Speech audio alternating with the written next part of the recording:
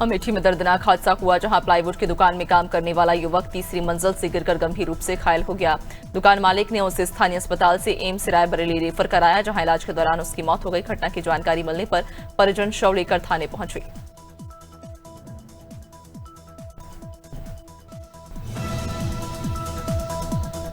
भिंड के महगांव जेल में बंद राम गोपाल जाटव की तबीयत अचानक बिगड़ने से मौत हो गई। जेल प्रशासन ने उन्हें पहले महगांव अस्पताल और फिर जिला अस्पताल रेफर किया, जहां इलाज के दौरान उन्होंने दम तोड़ दिया। घटना के बाद परिजन मौके पर पहुंचे और जेल प्रशासन पर गंभीर लापरवाही के आरोप लगाया। उन्होंने कहा कि बीमार होने की सूचना समय पर नहीं दी गई। भिंड पुलिस ने बड़ी कार्रवाई करते हुए अवैध हथियार बनाने वाली अंतर्राज्यीय गैंग का भांडाफोड़ किया। पुलिस ने मौके से 24 देसी कट्टे और हथियार बनाने का पूरा सामान जब्त किया। कार्रवाई एसपी डॉक्टर असद यादव और एएसपी संजीव पाठक के निर्देशन में की गई। यूपी पुलिस की मदद से बरुई थाना क्षेत्र में छापेमारी कर 5 आरोपियों को गिरफ्तार किया गया। गोंडा जिला महिला अस्पताल में स्टाफ नर्स और डॉक्टरों की लापरवाही से नवजात की मौत का मामला सामने आया। मनकापुर के रहने वाले विनोद कुमार अपनी भाभी को इलाज के लिए लाए थे, जहां बच्चे की तबीयत बिगड़ी। आरोप है कि अस्पताल की नर्स ने भर्ती करने से पहले 2000 रिश्वत मांगी और सीएमएस के निर्देशों को भी नजरअंदाज किया। हमीरपुर के सुमेरपुर थाना क्षेत्र के देवगांव में जमीन पर सो रहे एक किशोर की सर्पदंश से मौत हो गई। बताया जा रहा कि रात करीब 3 बजे सांप कंबल में घुस गया और किशोर को डस लिया। परिजनों से जिला अस्पताल ले गए, जहां डॉक्टरों ने मृत घोषित कर दिया। गुस्से में परिवार वालों ने सर्प को मारकर अस्पताल पहुंचाया।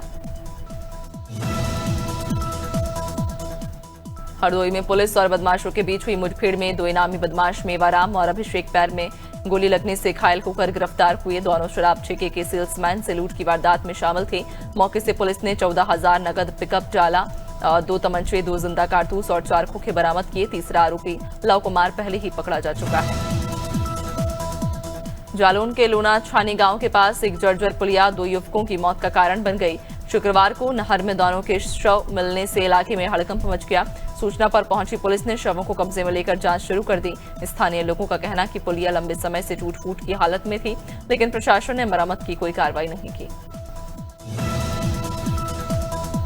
थांदला के सीमावर्ती क्षेत्र पद्मावती नदी, रपट, लिमड़ी मार्ग और रूढ़ीपड़ा तिराहे के पास शुक्रवार सुबह नाले में अज्ञात युवक का शव मिलने से हड़कंप मच गया। युवक की उम्र करीब 20 वर्ष बताई जा रही और शव के पास एक टूटा मोबाइल भी मिला। मौके पर पहुंची पुलिस ने शव को पोस्टमार्टम के लिए भेज दिया। फिलहाल मृतक की पहचान नहीं हो पाई। झांसी के चिरगांव थाना क्षेत्र में दर्दनाक सड़क हादसे में दादी और पोती की मौके पर मौत हो गई। ग्राम बहटा संत के पास हुई बच्चे से भरी पिकअप और वैन स्कूटी की आमने सामने से टक्कर हो गई। हादसे में वैन चालक और एक छात्र गंभीर रूप से घायल है। मृतक मध्य प्रदेश के सलेतरा गांव की निवासी थी।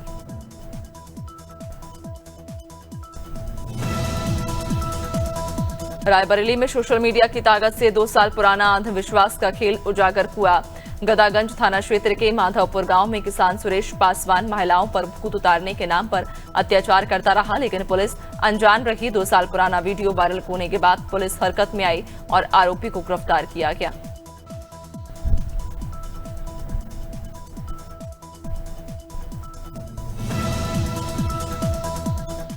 जिला शिक्षा अधिकारी को लिपिक ने फोन पर जान से मारने की धमकी दी। फोन करने वाले ने खुद को प्रदीप सिंह बताया, जो शिक्षा विभाग के सहायक ग्रेड 3 कुड़ुमकेला स्कूल में पदस्थ हैं। डीईओ डॉक्टर केवी राव ने चक्रधर नगर थाने में शिकायत दर्ज कराई। धमकी का कारण अभी स्पष्ट नहीं हो पाया। पुलिस ने मोबाइल धारक प्रदीप सिंह के खिलाफ मामला दर्ज कर जांच शुरू की।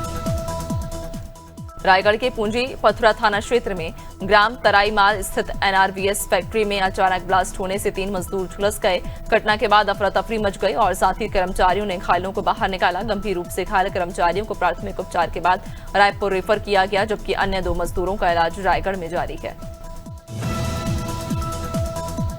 रायगढ़ के जगड़ थाना क्षेत्र में दीपावली के दूसरे दिन शराब और जुआ को लेकर हुए विवाद में एक युवक की हत्या का सनसनीखेज मामला सामने आया। मृतक कैलाश सारथी की हत्या उसके ही दोस्त अजीत और सुरेश ने की। विवाद के बाद दोनों आरोपियों ने कैलाश को मारकर शव को जान मारी डबरी में फेंक दिया। रायपुर के डीडी नगर थाना क्षेत्र से एक दर्दनाक मामला सामने आया। यहां एक महिला ने फांसी लगाकर अपनी जीवन लीला समाप्त कर दी। घटना से इलाके में हड़कंप मच गया। मृतका ने आत्महत्या से पहले एक वीडियो रिकॉर्ड किया था, जिसमें उसने अपने पति और ससुर पर घरेलू प्रताड़ना और मानसिक शोषण के गंभीर आरोप लगाए।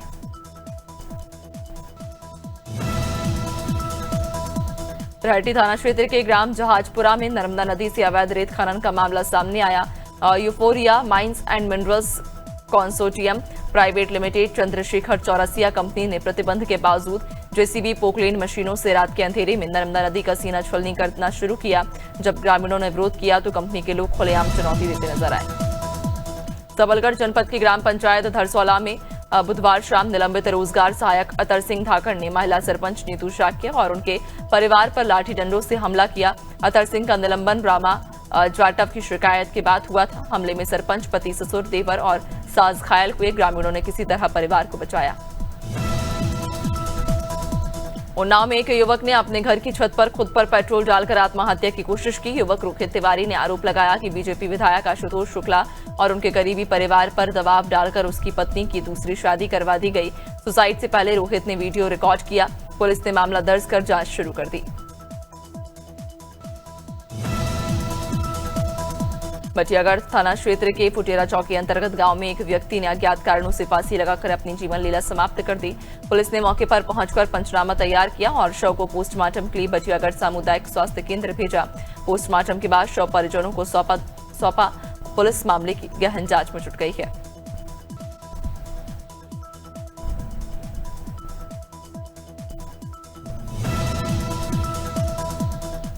थराली के पार्था गांव के युवाओं और ग्रामीणों ने गढ़वाल कुमाऊं के ईस्ट कुलदेवी दक्षिणेश्वरी काली मां बांधनगढ़ी मंदिर परिसर में व्यापक सफाई अभियान चलाया। इस दौरान मंदिर परिसर और आसपास के क्षेत्र की सफाई भी की गई और लगभग 1 क्विंटल कचरा निस्तारित किया गया।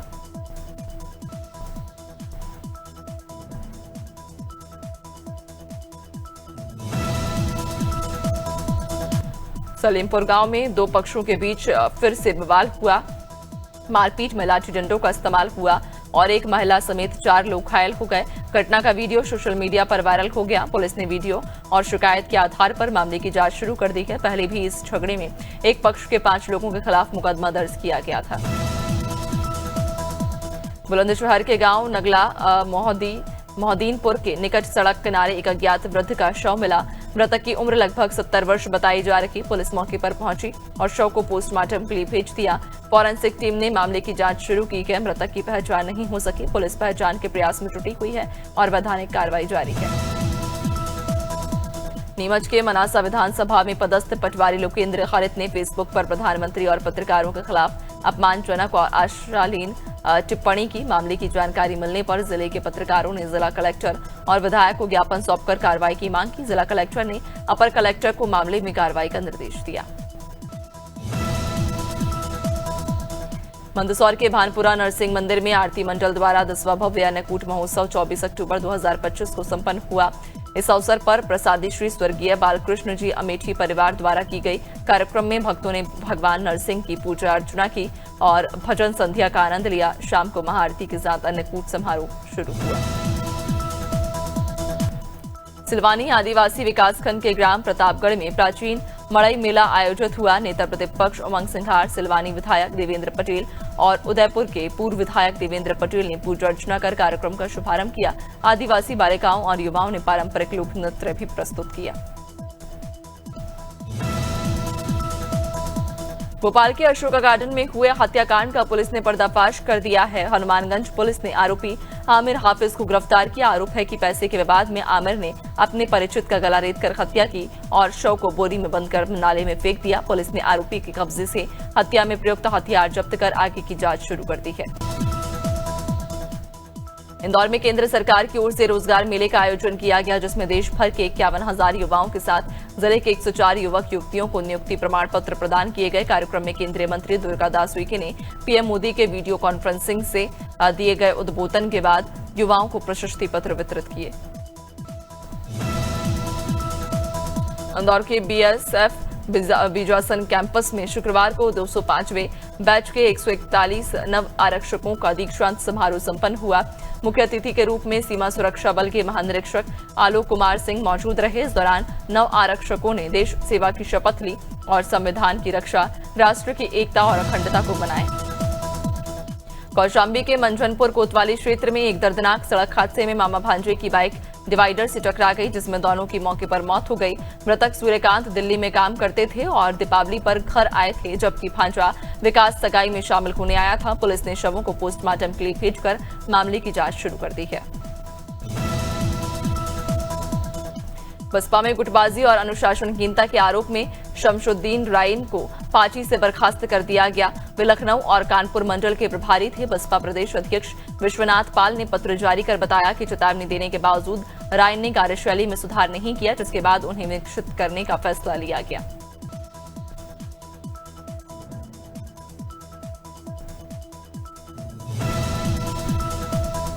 इंदौर में खुलेआम बिक रही खतरनाक कार्बाइड गन को लेकर जिला प्रशासन और पुलिस दोनों ही एक्शन मोड में हैं। कलेक्टर ने कहा कि कार्बाइड गन का इस्तेमाल बच्चों की आंखों और चेहरे पर गंभीर चोटों का कारण बन रहा, जिससे किसी भी कीमत पर बर्दाश्त नहीं किया जाएगा। बाजारों में सघन जांच कर इस गन की बिक्री पर रोक लगाई है।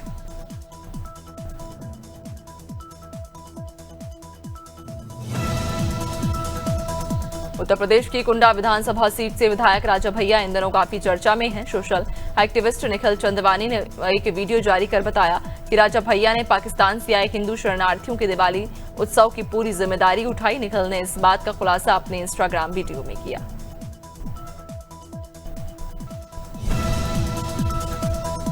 दीपावली के बाद अब छठ महापर्व की तैयारियां जोरों पर हैं। ये पर्व 25 से 28 अक्टूबर तक मनाया जाएगा। रायपुर में महादेव घाट पर छठ महापर्व आयोजन समिति तैयारियों में जुटी है। घाट और पानी की सफाई, टेंट और अन्य व्यवस्थाएं की जा रही हैं। राजधानी में कुल 50 छठ घाटों पर अर्घ्य और स्नान की व्यवस्था की गई है। कवर्धा में 15 नवंबर से धान खरीदी शुरू होने जा रही है, लेकिन समिति कर्मचारियों ने अपनी 4 सूत्रीय मांगों को लेकर 1 दिवसीय सांकेतिक हड़ताल की। कर्मचारियों ने मुख्यमंत्री के नाम कलेक्टर को ज्ञापन सौंपा। हड़ताल में समिति प्रबंधक, लिपिक, कंप्यूटर ऑपरेटर और चौकीदार सहित 700 से अधिक कर्मचारी शामिल रहे।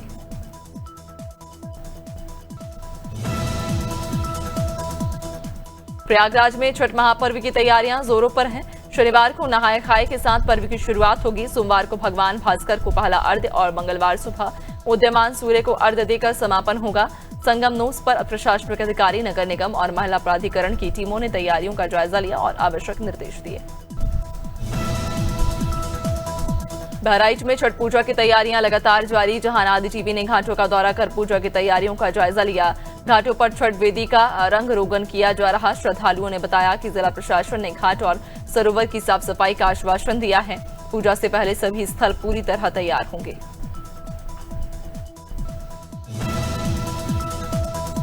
स्वास्थ्य मंत्री श्याम बिहारी जायसवाल ने बताया कि छत्तीसगढ़ में 6 नए फिजियोथेरेपी कॉलेज खोले जा रहे हैं। उन्होंने कहा कि विकसित भारत 2047 के विजन के तहत बुजुर्गों और युवाओं दोनों के लिए फिजियोथेरेपी अहम भूमिका निभाएगा। मंत्री ने बताया कि राज्य में स्वास्थ्य सेवाओं का विस्तार समय और आवश्यकता के अनुसार किया जा रहा है। थराली ब्लॉक प्रमुख प्रवीण पुरोहित ने अपने क्षेत्र पंचायत वार्ड कुलसारी के नौड़ा, नैल और डालू गांवों का दौरा कर ग्रामीणों से मुलाकात की और उनकी जन समस्याएं सुनी। इस दौरान उन्होंने सभी समस्याओं के शीघ्र समाधान का आश्वासन दिया। ग्रामीणों ने आपदा के बाद क्षतिग्रस्त सड़कों, टूटी सुरक्षा दीवारों और पुलों की समस्याएं बताई। जावद तहसील के नया गांव में स्कूल में पढ़ने वाली छात्राओं के साथ छेड़छाड़ करने का मामला सामने आया। आरोपी ने छात्राओं को जान से मारने की धमकी भी दी। शिकायत मिलने के बाद पुलिस ने तुरंत कार्रवाई कर आरोपी को गिरफ्तार कर लिया। समाज के लोगों ने नया गांव बंद रखा और मुख्य चौराहे पर रैली निकालकर एसडीएम और जिला शिक्षा अधिकारी के नाम तहसीलदार को ज्ञापन सौंपा।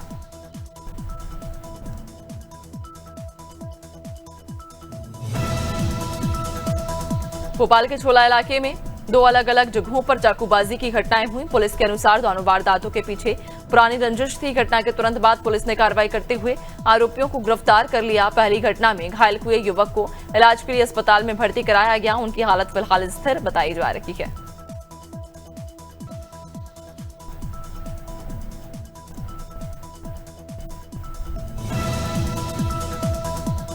झांसी के मऊरानीपुर क्षेत्र में 4 मासूम बच्चों की हालत गंभीर हो गई जब उन्होंने खेलती खेलती गलती से कीटनाशक पदार्थ का सेवन कर लिया। घटना की जानकारी मिलते ही परिजन तुरंत उन्हें सामुदायिक स्वास्थ्य केंद्र ले गए। चिकित्सकों ने प्राथमिक उपचार के बाद बच्चों की गंभीर स्थिति को देखते हुए उन्हें झांसी मेडिकल कॉलेज रेफर किया।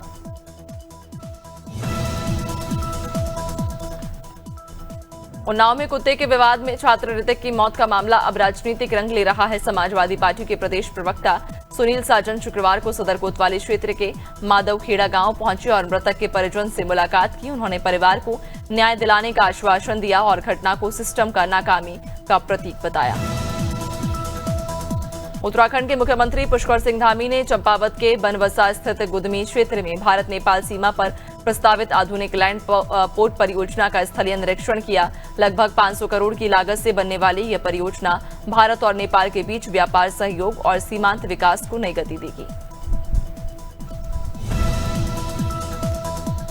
ऊधम सिंह नगर के खटीमा में किसानों ने धान खरीदी केंद्र पर बारदाने की कमी को लेकर नाराजगी जताई। किसानों का कहना है कि धान की खरीद रुक गई है, जबकि लगभग 3000 क्विंटल धान तौल हो चुका है, जिससे सवाल उठ रहे कि बारदाना न होने पर तौल कैसे हुई। SMICRA का कहना कि मंडी के 6 क्रय केंद्रों पर सभी सुविधाएं उपलब्ध हैं। मुरादाबाद में इस बार छठ पूजा श्रद्धालुओं के लिए खास होने जा रही, क्योंकि नगर निगम शहरवासियों को स्थायी छठ घाट की सौगात देने जा रहा। लंबे समय से पूर्वांचल वासियों की इस मांग को शहर विधायक रितेश गुप्ता की पहल पर पूरा किया जा रहा है। मंडलायुक्त आंजनेय कुमार सिंह और नगर आयुक्त दिव्यांशु पटेल के निर्देश में नया स्थायी घाट तेजी से बन रहा। राजधानी लखनऊ में सूर्य उपासना के अनुपम महोत्सव छठ महापर्व की तैयारियां पूरी हो चुकी हैं। आस्था, परंपरा और प्रकृति के प्रति कृतज्ञता का प्रतीक ये पर्व इस बार और भी विशेष रहेगा, क्योंकि मुख्यमंत्री योगी आदित्यनाथ स्वयं गोमती तट पर पहुंचकर अस्ताचल भानु को अर्घ्य अर्पित करेंगे और छठी मैया की पूजा करेंगे। डबरा में भारतीय किसान यूनियन टिकैत और संयुक्त किसान मोर्चा ने खेड़ापति हनुमान मंदिर पर बैठक कर किसानों की समस्याओं पर चर्चा की।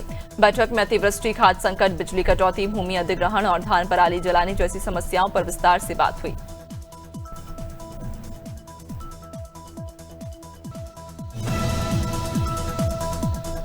भोपाल में कार्बाइड गन से हो रही गंभीर दुर्घटनाओं पर प्रशासन ने सख्त रुख अपनाया। कलेक्टर कौशलेंद्र सिंह के मुताबिक अब तक अस्पतालों में कई घायल पहुंचे, जिनमें 15 लोगों की सर्जरी करनी पड़ी और 10 बच्चों की आंखों में गंभीर चोटें आईं।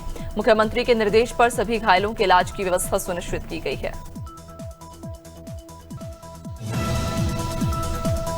देहरादून में उत्तराखंड राज्य स्थापना दिवस इस बार विशेष रूप से मनाया जाएगा। मुख्यमंत्री पुष्कर सिंह धामी के निर्देश पर इसे रजत जयंती पर्व के रूप में पूरे प्रदेश में 1 नवंबर से 10 नवंबर तक मनाया जाएगा।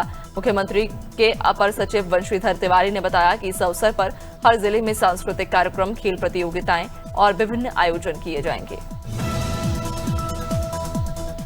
बहराइच में छठ पूजा की तैयारियां लगातार जारी है, जहां नादी टीवी ने घाटों का दौरा कर पूजा की तैयारियों का जायजा लिया। घाटों पर छठ वेदी का रंग रोगन किया जा रहा है। श्रद्धालुओं ने बताया कि जिला प्रशासन ने घाट और सरोवर की साफ सफाई का आश्वासन दिया। पूजा से पहले सभी स्थल पूरी तरह तैयार होंगे।